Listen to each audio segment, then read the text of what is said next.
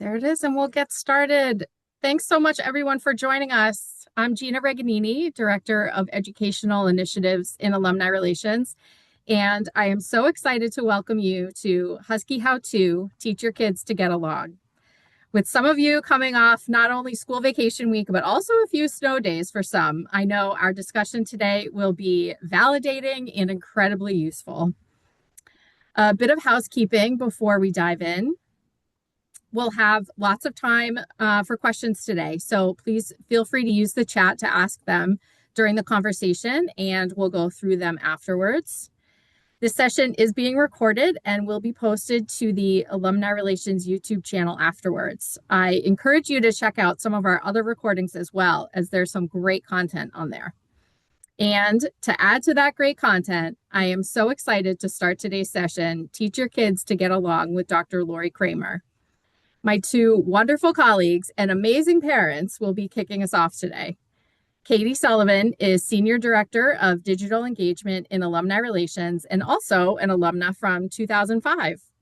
She is mom to Claire, age 8, and Leo, age 5. Joining Katie to represent the older end of the kids spectrum is Sarah Pelletier, Senior Associate Director of Leadership Relations and mom to two current Huskies, 18-year-old Gabriel and 20-year-old Braden. Sarah and Katie, thank you for being here today. The floor is yours.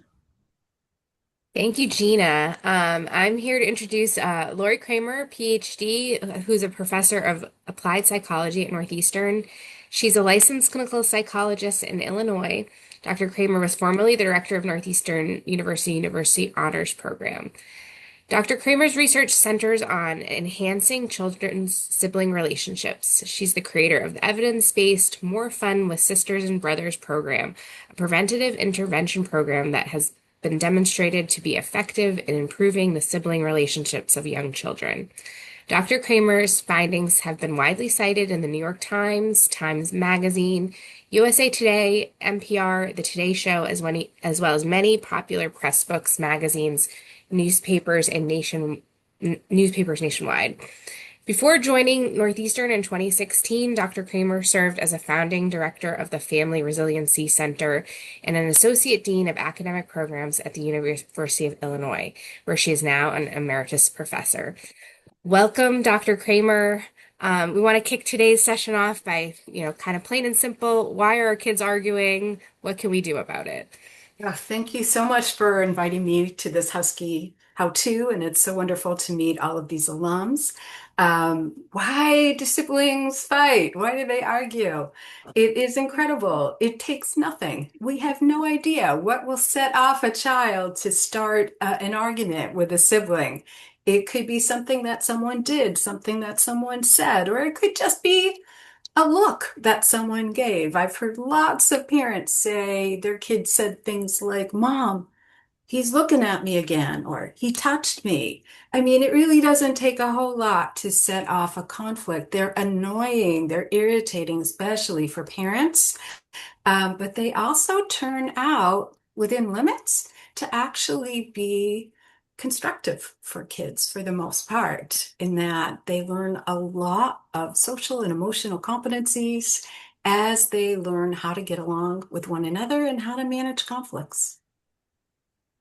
That's very interesting. So yes, it's okay to do that, but how often and how common are sibling arguments, right? Like, Yeah. is it a daily thing? Is it something that has does age gap affect it? Does or birth order, gender, any of that? Yeah, we've been looking at what kids actually do when they fight. And a lot of this research really focuses in on the younger age siblings. And in fact, we did a study where we went into families' homes. We had kids who were between the ages of 3 and 9. We wired them up with wireless microphones, and we had either their mother or father in the kitchen listening on a speaker to what their kids did, because we really wanted to get a sense of, well, how often do kids fight with one another?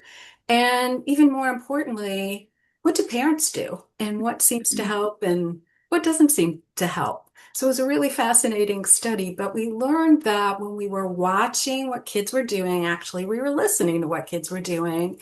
In this age group, we saw between 6 and 8 extended conflicts an hour. So that's a lot. And when I say extended, I mean it's not just one child criticizing the other or complaining about something.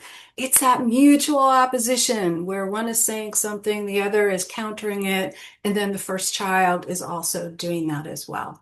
So we know that's quite a lot. That's a lot for kids to do, and it's a lot for parents to try to manage. Could you imagine 8 conflicts an hour? That's quite a lot.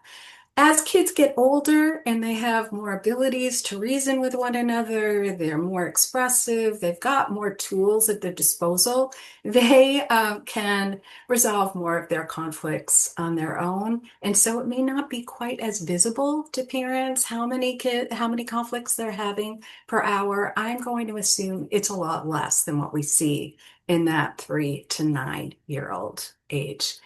Age gap doesn't tend to make a whole lot of difference unless there's a really large age gap between the kids, at least like 6 years. It kind of feels like they're in different generations.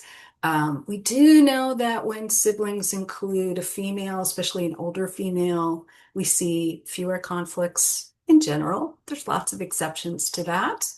And then I think it's kind of mixed when we see siblings where there's one child who may have a disability or a special need, maybe developing atypically. Some studies have found that those kids have fewer conflicts, that there's a lot more caregiving and affection and protectiveness going on. But there have been some studies that have shown that actually there can be more conflict and a little bit more rivalry, perhaps, as kids are experiencing different treatment from their parents. That kind of plays into a lot of this as well. So how worried should we be about sibling conflict as parents? Do they help with development in the long run or hinder, traumatize the individual or the pair? Yeah, I think that we need to be understanding what's going on with our kids. There's two basic types of conflict. There are constructive forms of conflict. Those are conflicts where kids seem to be able to talk to each other. They may be arguing. They may get a little heated. They may get excited. They may use some language that's not terribly kind or respectful. But they seem to sort of have it under control. They can talk things out, and they may be able to find some ways to relate to each other, kind of resolve the issue at hand. But then we have destructive forms of conflict, and that's where we do need to worry. Those are those types of opposition that we see between kids where things are not kind at all. Kids can be hurtful emotionally, can get physically aggressive as well. They're not respectful, and they don't really seem to be able to find a direction to help themselves get out of this mess, how to resolve or manage that conflict. In those cases in particular, I do think that parents need to be alert to what's happening, to intervene and help kids manage those situations, particularly if they don't believe that kids have the competencies that one needs in order to manage difficult conflicts like that. But for those constructive forms of conflict where there is a strong potential that kids can work things out, it's not getting that heated or hurtful. I do think that the research is very clear in showing that those actually can be very helpful to kids. In fact, siblings can be a very safe, they're definitely a convenient partner to learn about what to do in conflict situations. It's really much better to kind of figure out how do you fight? How do you stand up for yourself?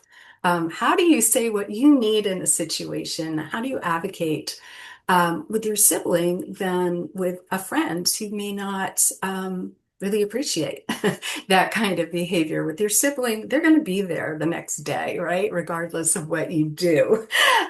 So I think those forms of conflict can be very useful to kids because they're learning how to engage in conflict, how to manage conflict, and I think even more importantly, they're getting some experience in being able to manage the difficult emotions that they feel while they're engaging in conflict. And having those experiences can be really helpful because you kind of need some practice in being able to withstand, a hurtful statement that someone makes to you. You don't want to break out in tears, when your boss, 20 years later is criticizing you for your work performance, right? You need that practice to figure out how to do this. And it's a major way that kids kind of figure out who they are, what their identities are, what they believe in, what they think is important enough to stand up for.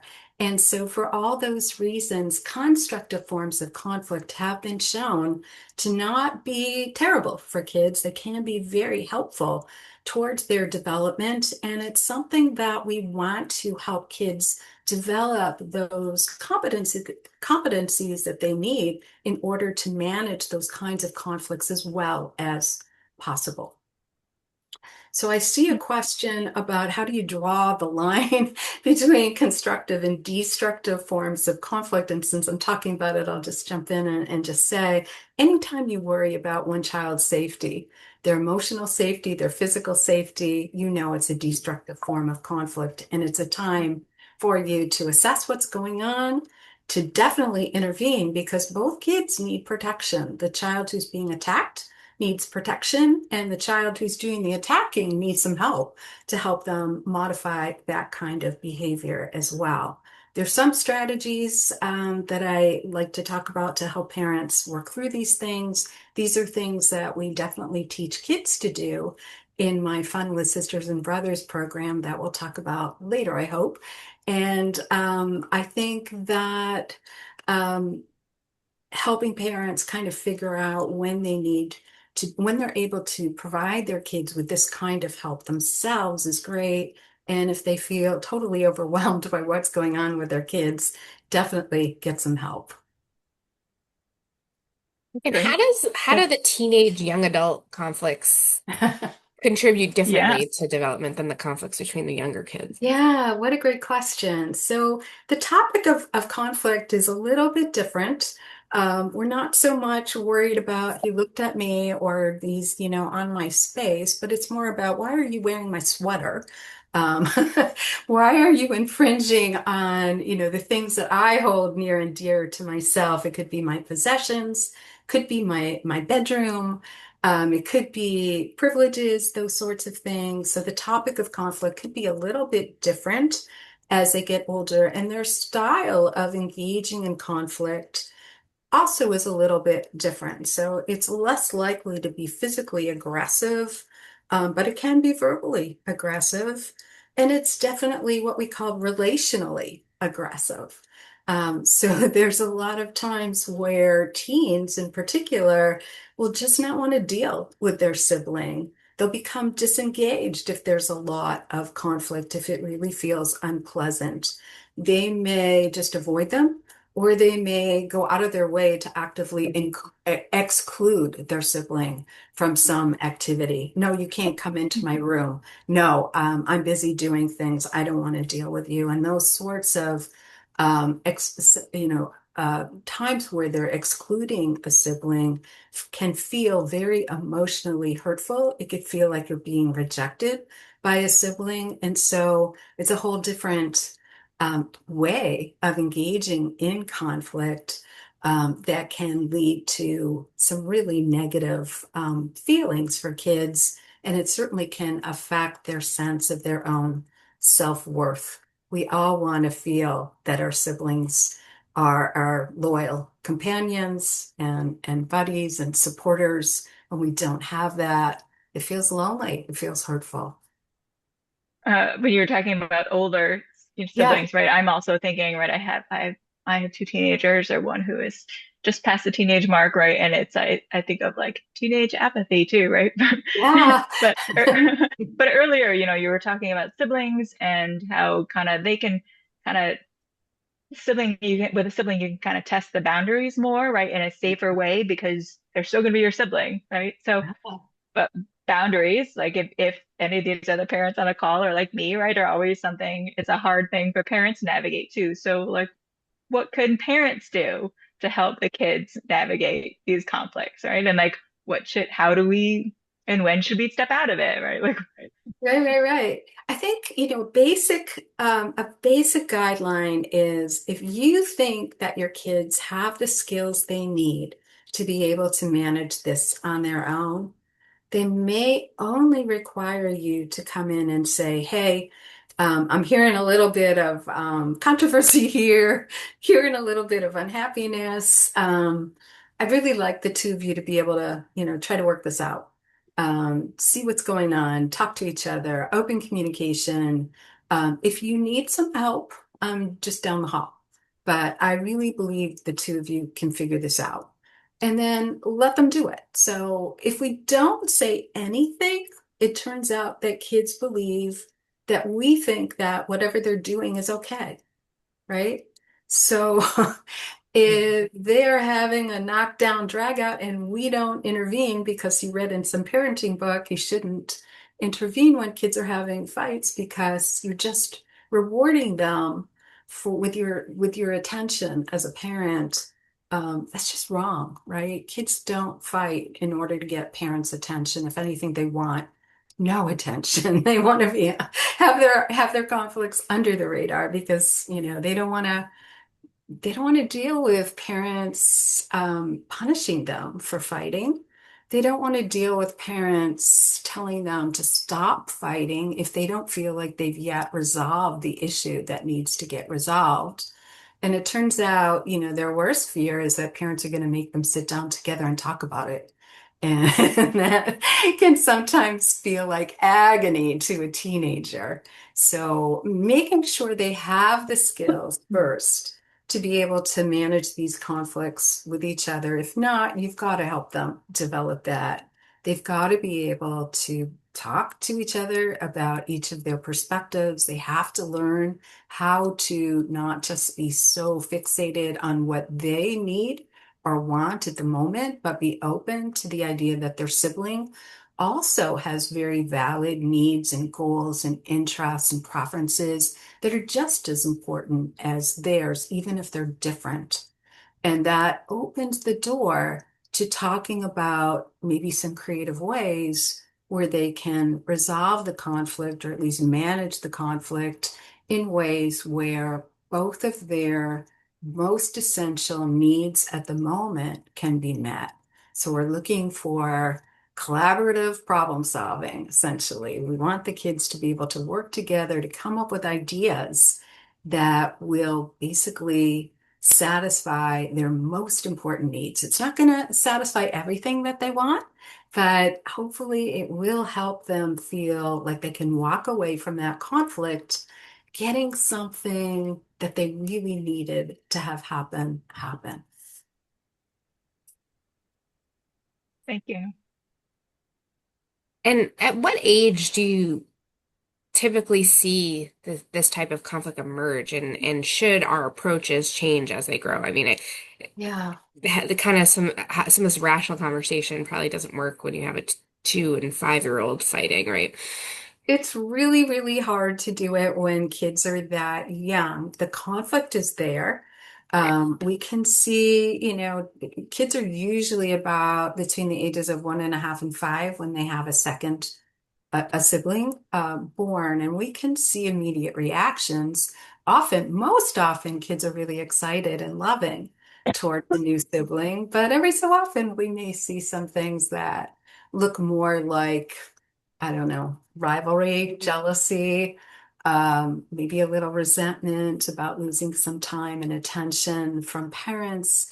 And that may play out in terms of some um, mildly aggressive behaviors towards that baby. I call them near misses because that's usually what we see. Like I'll see a kid just kind of throw something, a 3-year-old throw something, and it basically lands about a foot away from the baby. It's sort of like their intention is a little ambiguous, but there's something there that you want to pay attention to. But as they get older, they're more able to engage in verbal types of conflict, which means that they're more able to start learning some of these competencies for being able to manage some of these conflicts on their own. The program that I developed starts when kids are as young as 4. And we found that they can pick up some of the very basic skills in learning to manage conflicts with a sibling, but they're probably going to need parents to guide and coach them through these processes for some time.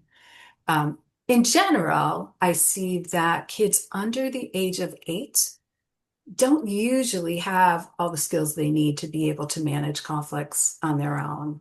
Usually, if they're under 8, they probably would benefit from a parent guiding them through this kind of process that I'm describing. With older kids, you want to be sure that they have those abilities to reason, to talk with each other, to perspective take. And for them, again, I think it's really important to let kids know that you've noticed something's going on. You have confidence that they can work this through and that you're there to support them, kind of an active non-intervention. Ignoring the conflict is not something that turns out to help. Kids keep on engaging in conflict and it can intensify and escalate over time. Over time, it can become physically aggressive, which means it's dangerous. So, not intervening is not usually a good idea, but letting kids know that this is a moment where they should exercise those competencies that you've been talking about, that they've been working on, really should help. Yeah. So kind of sticking with those older kids, right? Like the high school and I'm even thinking college age kids, so they're naturally like pulling away, right? They're trying to establish independence, right? And you want them, we're doing the things we're doing to kind of help, you know, manage conflict independently, right? If as long as they have the skills. So what can parents do to kind of support that healthy like sibling relationships, during this high school, college age stage, when both siblings, I'm only saying two because I have two, right, are Yeah. focused on separating from, the traditional family home. Yeah, it's an incredible time of transition when kids are getting older, they're planning or leaving the home for college, sometimes work, and it's going to change absolutely everything. And it's so interesting because this is also really important point in kids' development as they're thinking about who they are, what their identities are. And so much of how we define ourselves, we may not realize it, but a lot of it is based on how we perceive our siblings. We compare ourselves all the time. We may not be thinking about it, very explicitly, but we are very aware of not only what our siblings are doing, but how other people respond to them. We tend to adopt those characteristics that we like, and we tend to shy away from those that we don't think we like or don't seem to fit us. And that's a process of both identifying with our sibling, kind of seeing ways that we can be similar, that we connect, but also developmentally, we want to ultimately become our own person, which can mean de-identifying from our siblings. It's a really interesting process that high school, college students absolutely go through with their siblings. At the same time, you want to support their relationship. This is a lifelong relationship. There's so much potential for them to be supportive and helpful to each other as they go through life. And so it's really important to help them as parents remember that. Remember that even though they're going to be geographically separated, they are still the most important people in each other's lives because they're going to be there forever. So, how do they choose to stay connected? Yes, they'll come home during college breaks, maybe choose to go to the same location when they're working over the summer. But beyond that, they really need to be intentional about how they're going to keep up that connection. So I've seen some siblings have a perpetual text conversation going, even though they're miles apart. Some of them have a specified time to call.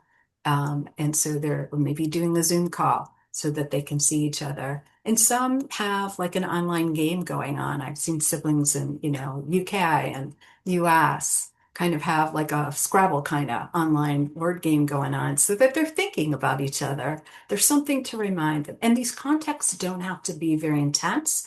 You don't have to have, an hour and a half conversation every time you talk. They can be brief things of sharing a photo, a funny story, something that you read, an article that you think they may be interested in, a new song that you heard that you think they may like.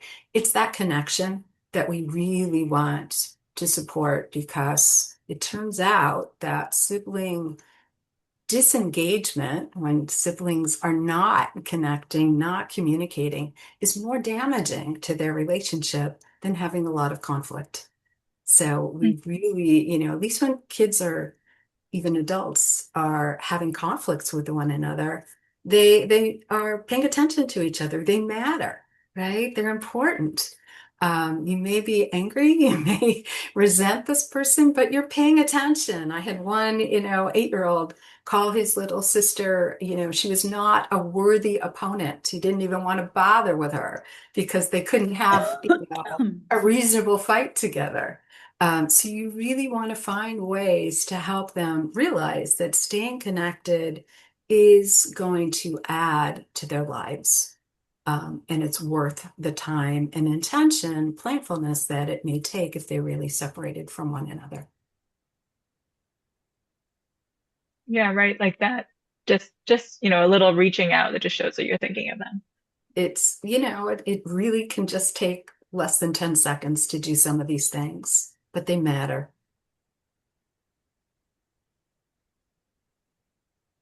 You kind of answered this question, but what happens when one sibling goes off to college and the other stays home?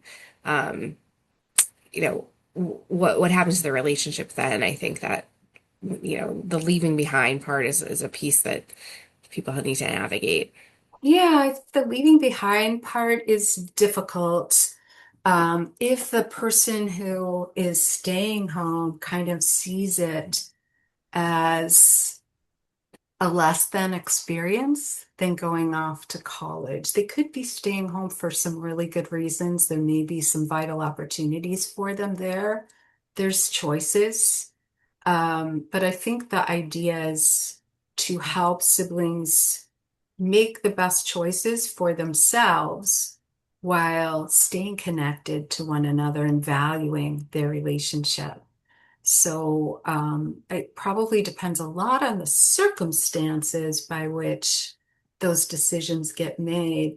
But I have some wonderful students in Beauvais who basically planned the study with me of looking at twins as they were making the decision about where to go to college. And I had 3 students working on this as the main research assistants. 2 were twins of each other, fraternal twins. And so it was always a great question. We're like, what happens? How do they make these decisions about how to go together or not? And so they did these incredible interviews with about 20 sibling dyads, mostly Northeastern twins. There's a lot of twins at Northeastern we found, which was really, really fun. Some were identical twins, about half and about half were fraternal twins, and we wanted to know if that made a difference. But we were also looking at those questions that I was just talking about whether siblings feel like it's really important that they travel the same path together, that identification, or whether college was the time for them to split up, to pursue their own unique interests, de-identify. And it was really fascinating, incredible interviews. But basically, one of the major things we learned was, especially for identical twins, they resisted separating like nobody's business. There were some that just said, I cannot imagine being a happy person in the world unless I am in the same place as my sibling. And they came to Northeastern together. They were doing a lot of things together, not every class, they had different majors, but they spent so much time supporting each other, thinking through what it was, how each was doing, how they could support each other. and it really enriched their lives. We had another set of twins who decided not to go to the same college. In fact, it was so important for them to, for the first time, be able to develop their own identity, to not be seen as one of the twins, that they made a rule that one had to go to college on the West Coast and the other the East Coast. They wanted to be, 3,000 miles apart from one another. So you see a lot of variation, but they could figure out what was important to them. And they were able to use this time to really develop their own identities, their own personas in ways that made them happy and setting some parameters about how close they wanted to be emotionally and physically to their siblings. So it was fascinating work. Yeah. So then also, I mean, you kind of touched on this, right? The like siblings, so they take different paths, right? One's in college and one is working, or one is thriving, like one is struggling, and then also kind of from the parent perspective, like what do parents do? How do we navigate as parents, like those dynamics, without making things worse, right? We always want to try to avoid making things worse. I think that there's so much development happening, not just for these young people as they're charting their futures, but also for parents, right? It's a moment, and you know this, Sarah, that's a moment that you have to rethink yourself. Okay, what role do I play in promoting this relationship between the two of them? And I think it's a really important process because ultimately they have to get to a place where they connect with one another in some meaningful ways without you, right? So in the beginning, it's more likely that parents are going to be sure that, you've helped coordinate their flights home for the holidays, or that you are the communicator, the networker, making sure everybody knows what's going on in the family or what's happening. One sibling knows what's happening with the other. You may be coming up with suggestions for how they can be connected on their own. But over time, that's going to gradually change, and they're going to realize that it's up to them. When they are young adults, it's totally a voluntary relationship, right? They're not being asked to get in the back seat of the car so that they can go to soccer practice together anymore. They're not being called down to the dinner table, right? It's up to them. So we want to do all that we can earlier in their development to help them see how valuable it is to have this connection. Even if you don't see each other every day, even if you don't talk even once a week, you're still integral parts of each other's lives. And I think parents play a strong role in conveying that hope and setting up the occasion for kids to take advantage of that relationship for each other. But as they become adults, they're on their own for the most part, right? Until they start worrying about their parents' health and well-being. Then they realize that they're going to have to work together as they try to plan for that eventuality and that future together. And going back to what you talked about earlier about the strategies for parents, I think it was really helpful. Don't ignore. That's one I do all the time. So, when you're busy and you're distracted and you're doing other things, I think figure it out, guys, is often my mantra. But I think don't ignore is really helpful because are there other things that we should be thinking about as parents when these things come up and we're trying to resolve conflict? Yeah, I think, doing a little analysis, I think one of the most important things about conflict is that conflict, if it's a constructive form of conflict, it can promote some good outcomes for kids, as we've talked about. But probably the most important way of reducing conflict that we find irritating as parents is to help our kids have more fun together. Sounds so simple, right? So, but the research shows that if we can build the positive in our kids' relationship, even if they have a ton of conflict, if there's more positive stuff going on, it will overpower the negative. They will still feel connected to one another. They will still feel hopeful that when they fight, they'll be able to find some mutually satisfying resolution to what's going on. So my first line of advice is always find ways for your kids to do things they enjoy together, either alone or as part of the family. I've seen some families say everybody can do everything that they want to do, but everybody in the family is going to learn to play tennis. So we will always have one thing that we can all do together. Other than that, you want to play the saxophone, great, and you want to play, you want to do art, great.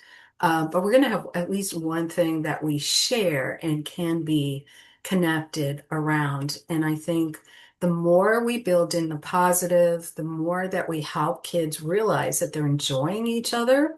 Um, and again, even though there could be a lot of conflict and resentment and hostility about other stuff, over time, you're going to see more and more positive stuff happening between the kids.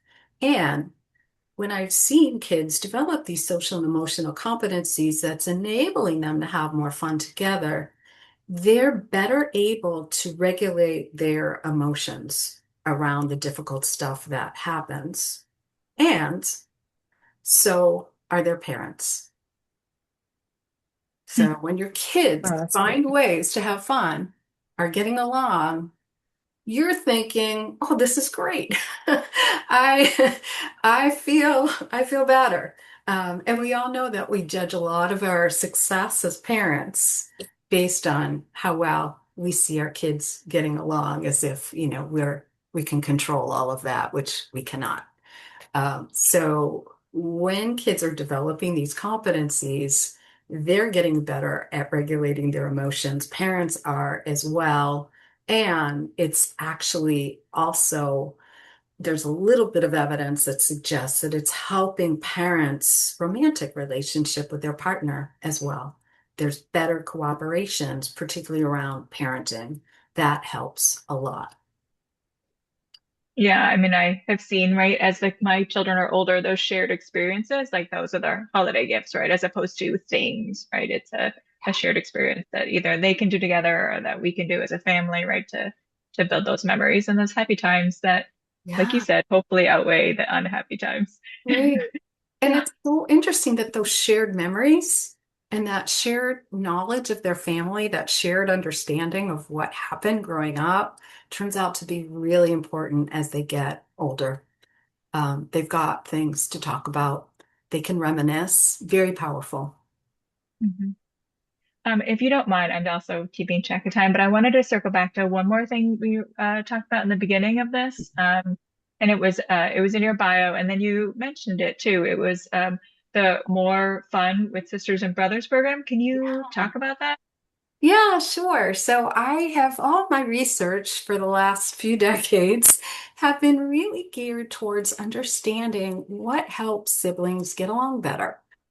And I started a study years ago for my dissertation where I basically joined the lives of 30 families who are expecting their second children, visited them in their homes like every other week for about 9 months, to learn what the early development of this relationship looks like. And I've been going back ever since here and there to find out what's been happening in these families. But I did interviews with parents. I came in with video equipment to understand how kids were relating to each other as they were growing up together as siblings. And I also looked at how the older kids related to their best friends and trying to see if there were some social behaviors there that might predict how well they were going to get along with a sibling. So I've been following these families, and one of the things that I learned was that there were these basic social and emotional competencies that kids did with their friends that predicted how well they were going to get along with their siblings. And so now we are teaching young kids these skills so that they can strengthen their relationship with their own siblings. So for many years, this program, More Fun with Sisters and Brothers, was done as an in-person program for groups of families with young kids 4 to 8. Now it's an online program for parents. And so we're teaching parents through 4 online lessons how to help their kids develop these social and emotional competencies.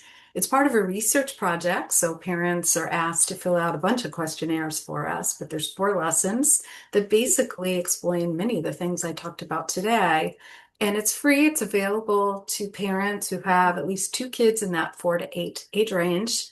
And you're welcome to check out the website, which is funwithsistersandbrothers.org, and see if this is something that you think might be helpful for your family. Thank you. I believe our colleague Gina will put that in the chat if she hasn't already. Thanks.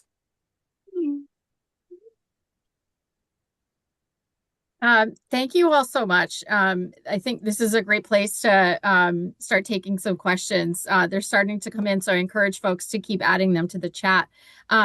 We'll start with Laura's most recent question. Laura asks if there's a similar program for young adults. It's on my list of things to do because I think it's very important. But a lot of the social and emotional competencies that we're talking about, I think apply to relationships for everyone. It's really just that the language that we would use to talk about, how to share our emotions, how to widen our emotional vocabulary, how we learn to take the perspective of others, how we show empathy needs to be kind of translated developmentally to be appropriate for those age groups of young adults. But I can't tell you how many faculty meetings I've been to in my life where I'm thinking, these people could use my More Fun with Sisters and Brothers program and learn how to do some collaborative problem solving together. But so the basics, the basic concepts, I think, are very relevant. It's really the translation that's important. Thank you for that. We do have a couple of questions. I'm going to start with one that was submitted a few minutes ago when we were talking about older siblings, encouraging them to stay in touch with each other. And Victoria asks, how do you do that without the framework of guilt or obligation? I think we don't want siblings to be relating to each other only because they're meeting a parent's need to do that. We don't want them to feel it's an obligation or to feel guilty if it doesn't happen or it doesn't happen well. It's really up to them. But I think that the way that I think about this is that sibling relationships, when they are caring, respectful, and supportive, offer so many advantages to people throughout their lives. And I've been cataloging some of these, but there is a lot of evidence that suggests that having a supportive relationship with your sibling where you feel like may not be most intimate partners of your life, but you feel like it's a warm relationship is related to many mental health outcomes. People with good sibling relationships have less depression, less anxiety, less loneliness, fewer serious forms of psychopathology. They live longer, believe it or not. There's been a study of, I never know how to say this word, centenarians, so people who've lived to 100.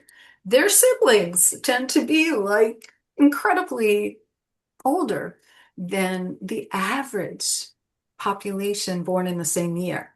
So there's many benefits. And so I would say coming at this to your young adult, teen, or, even middle childhood, kind of stressing what's to be gained out of having a good relationship, I think alleviates some of that guilt and obligation and makes it more of a, let's see what I can get out of this relationship that might be rewarding.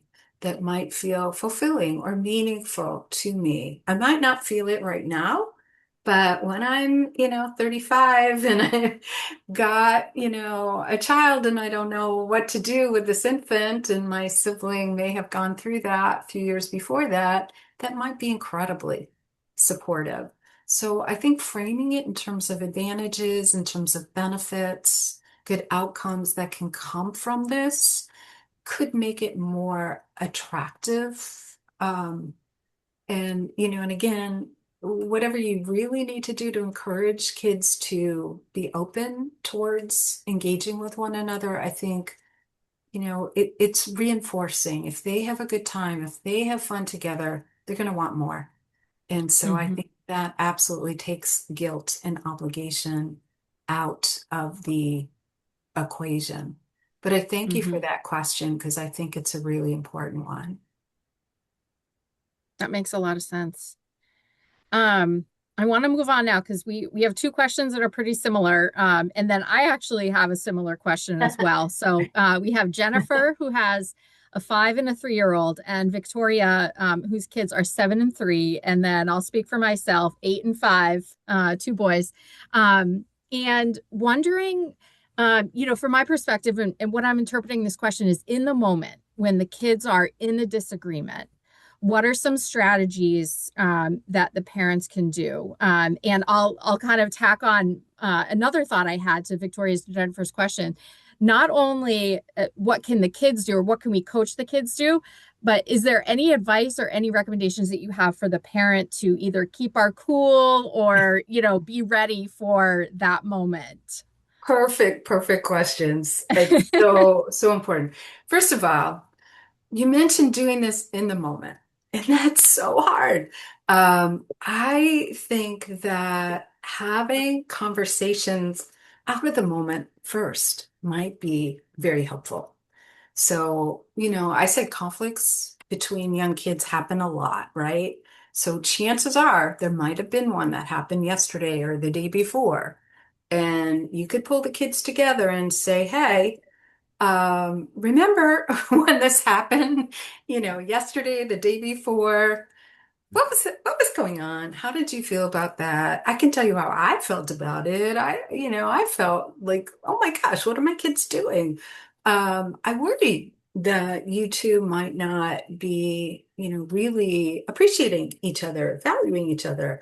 That was a concern for me. But I guess opening up dialogue about, hey, this happened, not in a punitive way, like I never want to see this happen again, but more of, I'm curious, what was going on when you two fight?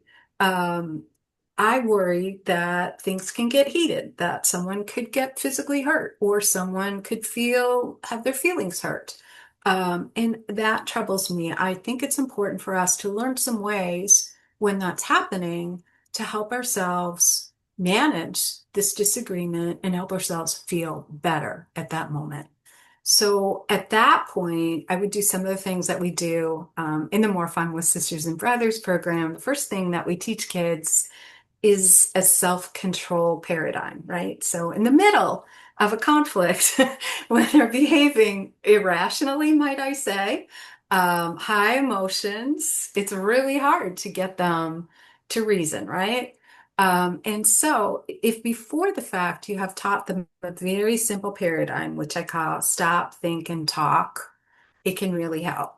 So we want to teach kids that when you hear a parent say, stop, I see something happening, I'm concerned about it, I want you to stop, that they basically freeze. And we play around with this with kids, let them run around the room, and you'll say, okay, you're gonna randomly just say stop, and you're gonna show me how you stop. And it's amazing how quickly even very young kids pick this up, which is remarkable because in the middle of a conflict, if you do that, once they've learned this, they will stop. The second piece of this is to think. And the thinking part is, what's your goal? What do you want to have happen here? It doesn't have to be more complicated than that.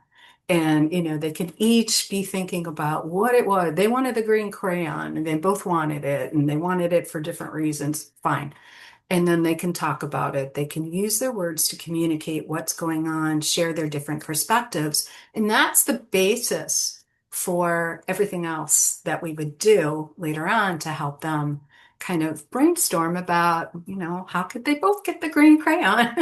How could that work? So it's a process where you would be leading them to. But I think that that very simple stop, think, and talk really can help very young kids just stop what they're doing, inhibit some aggressive responses, and they're more able to orient themselves, pull themselves together to have a conversation with you, with each other about what needs to happen next. It's going to build more into perspective taking, learning how to take each other's perspectives about the situation. It's going to lead more to tools to help them regulate some of the emotions that they're feeling. Like they're not going to be able to really talk to each other about what they need to have happen if they're so overwhelmed, if they're so agitated, right? So we need to help them co-regulate. We need to help them find ways to soothe themselves. And there's lots of different ways to help kids do that, but that's really very effective. But you can't forget about it. You have to bring them back and do the rest of the work of helping them talk this through, figuring out some solutions that they may want to try. We do some brainstorming with kids to help them just throw out ideas about how they could both get their needs met. It's not going to be all their needs, but it could be their most important needs. And that would be a great example that you can praise them for, reward them for sticking with this process, learning something new, and realize that over time, you're going to have to do less and less of this coaching. They're going to be able to do more of it. You may just need to tell them, sounds like this is a moment you need to use your stop, think, and talk, or your sibling steps, or whatever you want to call it, and let them do that work on their own. That's really helpful. Especially, when you were talking about, before the moment happens, or, after the moment happens, have the conversation Right. because, tensions are high. And I even, maybe you could either confirm or deny this, but I read somewhere that in that moment with kids' brains, it's almost like logic just goes out the window. They Oh, literally cannot comprehend logic. right, absolutely. And Hmm. so pulling it back to like, okay, well, we just need to pause here. Hmm. And, let's figure out what's the best way for you to calm yourself down. Here, we offer kids like 10 different options. Some are very like mindful, self-soothing, go quiet music, yoga music. Others are more, maybe you just really need to go in the backyard with your parents' permission and just run, right? So whatever it is, um, having that conversation with a parent about the best way to do it, I think could be really, really helpful. But they need to expend that energy, that angst that they're feeling so that they can be prepared. And then you ask them, do you feel ready to come back and have a conversation about it? It's really important not to just say to yourself, kids are quiet, this is good, I don't need to do anything else. You have to bring it back and see this through, reminding yourself that, yes, this is a lot of work, but you're not going to have to do all of these steps forever. It's really until you can get the kids to learn this and they're smart, they can figure this out. They just Hmm. often need a cue, a reminder to do this. I dream of that day. I It's know. coming. It will happen. It will happen. You'll be so It's shocked. coming. They do surprise us all the time. Well, those are the questions that we have in the chat. So with that, I want to know, I'm going to put a couple of links in the chat, including Laurie's program. Um, but thank you all so much. Dr. Kramer, this was so wonderful and so helpful. And Katie and Sarah, thank you again for leading the conversation and bringing your experiences into this um, discussion as well. So the links are in the chat. Definitely going to be visiting More Fun with Sisters and Brothers after this event. And for everyone else, as I mentioned, this recording will be uploaded to the Alumni Relations YouTube channel within the next business day or so.